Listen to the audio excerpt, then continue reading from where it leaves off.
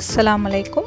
Welcome to my channel Nagore சமையல். நாகூர் சமையலில் இன்றைக்கி திண்டுக்கல் தலப்பாக்கட்டி பிரியாணி எப்படி செய்யலான்னு பார்க்கலாம். அதுக்கு முதல்ல நம்ம மசாலா ரெடி பண்ணிக்கணும். மராத்தி மொக்கு, ஏலக்காய், பட்டை, கிராம்பு, கல்பாசி, கருப்பு ஏலக்காய், கிராம்பு, மிளகாய்த்தூள், மல்லித்தூள் 1/2 ஸ்பூன், முழு மல்லியாக இருந்தால் 2 ஸ்பூன் சேர்த்துக்குங்க.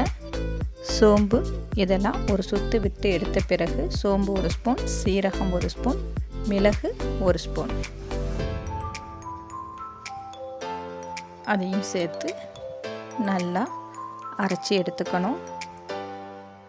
அதுக்கப்புறம் ஒரு 20 சின்ன வெங்காயம், 4 பச்சை மிளகாய், 1/2 ஸ்பூன் இஞ்சி பூண்டு பேஸ்ட்டு, ஒரு கைப்பிடி அளவு புதினா இலை அதையும் சேர்த்து அரைச்சி எடுத்துக்கலாம்.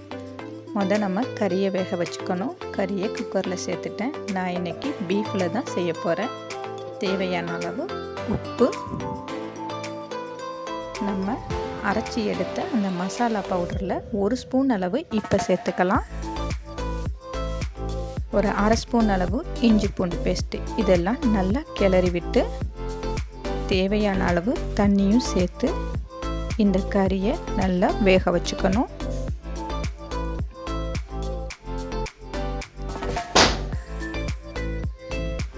அரிசியை ஊற வச்சுக்குங்க.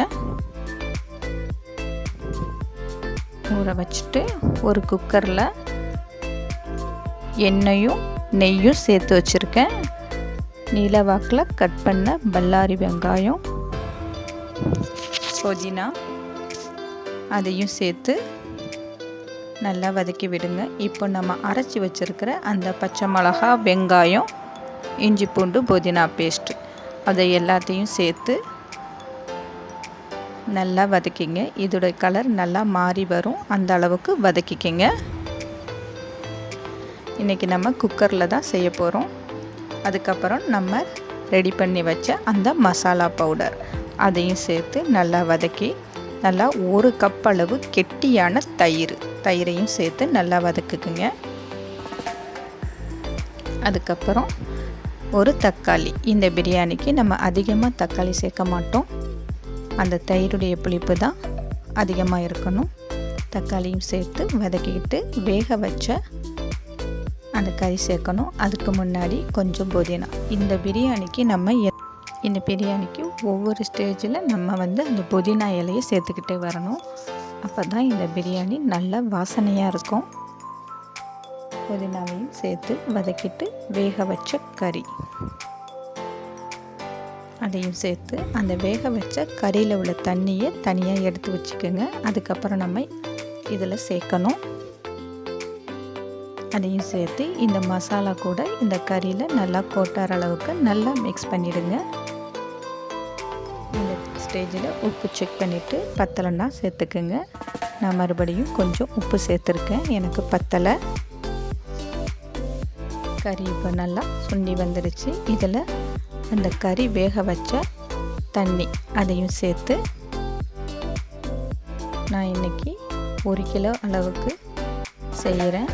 அதுக்கு தகுந்த மாதிரி 1க்கு 2ங்கிற வீதம் தண்ணியை சேர்த்துக்குங்க. அந்த கறி வேக வச்ச தண்ணி போக மீதிக்கு நான் தண்ணி சேர்த்துக்கிட்டேன்.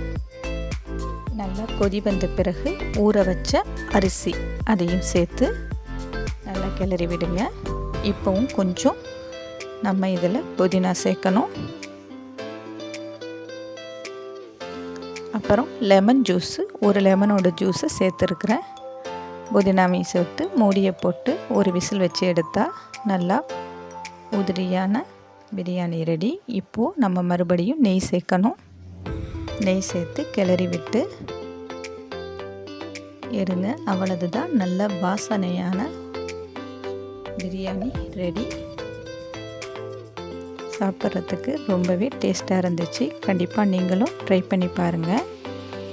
இந்த வீடியோ பிடிச்சிருந்தா லைக் பண்ணுங்கள், ஷேர் பண்ணுங்கள், கமெண்ட் பண்ணுங்கள். மறக்காமல் சப்ஸ்கிரைப் பண்ணுங்கள். பக்கத்தில் உள்ள பெல் பட்டனையும் ப்ரெஸ் பண்ணுங்கள்.